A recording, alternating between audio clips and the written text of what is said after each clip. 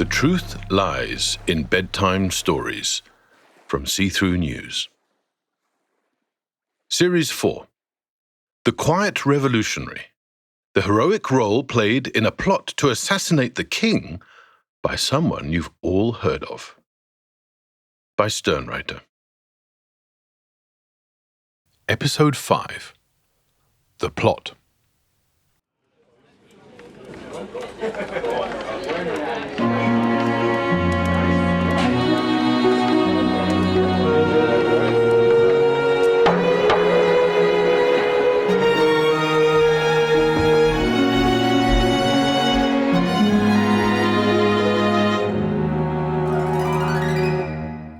When receiving the Attorney General's reports from his spy network, the Prime Minister's usual practice was to keep his face straight and his tone neutral. Though only 35, it would be hard to find a more urbane, experienced, road-tested man in England than Pitt the Younger. Born and bred in politics, prime ministerial son of a prime minister, star barrister in London's law courts, Pitt was a hard man to surprise, let alone shock. But as his Attorney General revealed details of the plot to assassinate the king he'd just uncovered, the Prime Minister's habitual composure deserted him. His grip on the pamphlet he'd been reading loosened. As he leaned forward, it slid off his lap, unnoticed, to the floor. A new revelation provokes an involuntary gesture, knocking the glass of brandy to the floor. This, too, is left unattended. The prime ministerial mouth, usually fixed in a curve of wry amusement, now forms the shape of the top of an empty pint pot. No surprise, as what the Attorney General is describing is, for Pitt, a literal waking nightmare. The threat of revolution occupies most of Pitt's waking hours and stalks many of his sleeping ones. The threat of revolt, like the constant challenge presented by his king's occasional detachments from reality, are what is aging Pitt the Younger so rapidly. Despite his urbane manner, the Prime Minister takes his responsibility to steer Britain from imminent disaster very seriously. One of Pitt's few pleasures has been to tease his dour northerner Attorney General about what he calls Scott's eavesdropper army. Despite all the time and effort Scott invests in it, his clandestine network of street hawkers, shopkeepers, and tavern staff has yet to justify any confidence, let alone its considerable expense. But it has now exposed a stunning act of treason. One of John Scott's moles has blown the cover on a plot to assassinate King George III. So, what was the audacious, bizarre plot that had sent the pamphlet to the floor, upset the brandy glass, and turned Pitt's tight lips into a capital O? First, a homemade blowpipe was to be secretly manufactured to deliver a poison dart in a crowded theatre. An assassin would get close enough that when the king stood to applaud or be applauded, this blowgun could be deployed to deliver its lethal dart. This, says Scott's mole, is designed to trigger a coordinated uprising throughout the city. The king's assassination will trigger a secret network of agitators to uncover hidden caches of pitchforks and other sharp, pointy weapons concealed around the capital. They'd arm the masses and urge them to revolt. The violent mob, bristling with sharp, pointy weapons, will storm Parliament, topple the government, install a tyrannous dictator, and so on and so forth.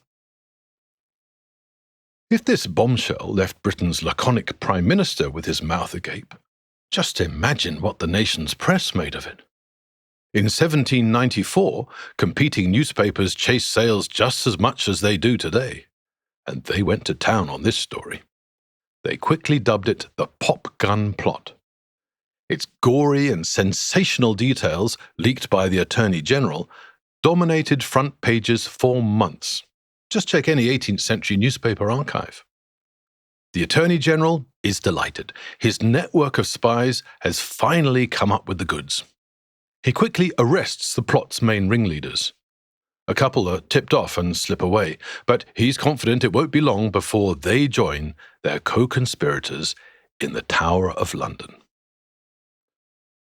The pop gun plotters fester there in chains, awaiting the kind of trial he'd long hoped would focus the public's minds on the dangers of giving an inch to the reformers. The pop gun plot displaces stories of the French Revolution from the front pages of the news sheets.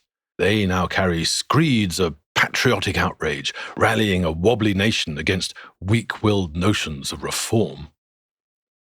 The degree of public interest is hardly surprising. The details are literally incredible, beyond bonkers. And, in case you were wondering where this is all going, the revolutionary perpetrators of the pop gun plot were the London Corresponding Society. Let's now try to tease out the facts of the matter. So far, our story has hopped between James's home and surgery in Hoxton Square, the Shoreditch Tavern meeting place of the London Corresponding Society, and the Prime Minister's private chamber at the Palace of Westminster. Now, like the Attorney General's spy network, our story spreads. It forms a complex web linking all levels of London society and all types of people.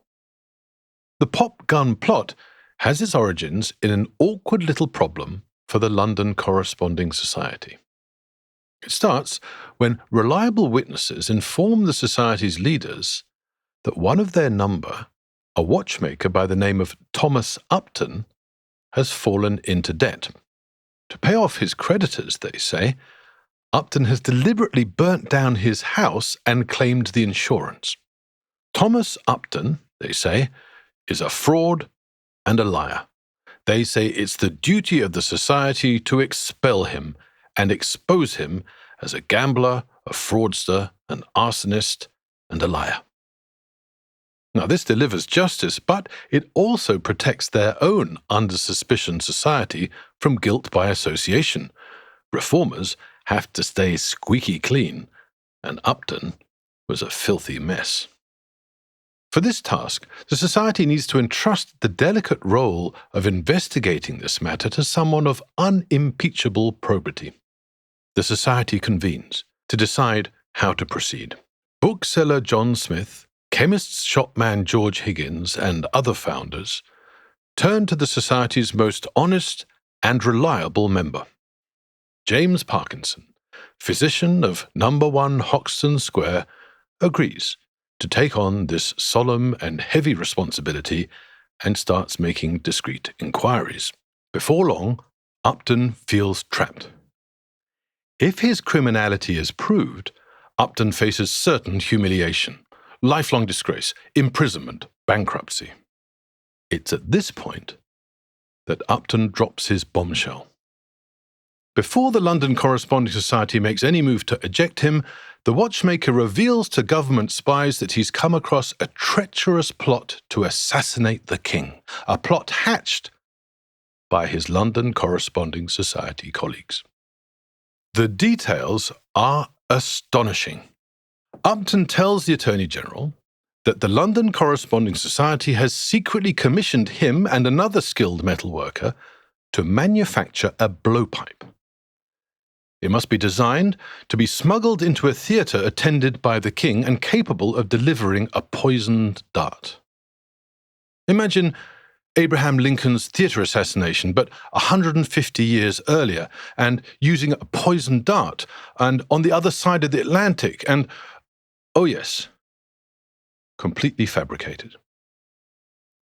But it's in the nature of humans, even powerful ones, especially powerful ones, to open their ears to lies they want to hear and close them to inconvenient truths. The pop gun plot was precisely the kind of fake news John Scott's eavesdropper army knew the Attorney General was looking for. The sensational pop gun plot justifies all the Attorney General's dark warnings to Prime Minister Pitt the Younger. Upton names the traitors behind the plot, the leaders of the London Corresponding Society who were about to kick him out, including the bookseller John Smith and chemist shopman George Higgins. John Scott, the former coal broker's apprentice, throws the accused plotters into the dungeons of the Tower of London. He then sets a date for their trial for high treason, a capital offence, in the Privy Council, the highest court in the land. By the time of the trial, one plotter remains on the run, hunted down by the Attorney General's army of eavesdroppers. But this fugitive is not the honest, reliable member deputed to investigate Thomas Upton, the whistleblower whose revelations set the whole trial in motion. The lives of John Smith and George Higgins hang by a thread while the hangman prepares his noose to finish the job. But, absent from Thomas Upton's list of accused plotters, is the name of the person deputed to investigate him. Who knows why Thomas Upton didn't include this name on his blacklist of accused plotters? Maybe it's because he wasn't a founder member, just an early recruit. But the physician, James Parkinson, my hero's hero, remains at liberty, unindicted, a free man, at number 1 Hoxton Square. In episode 6, The Physician's Dilemma, we discover how James reacts to this extraordinary turn of events.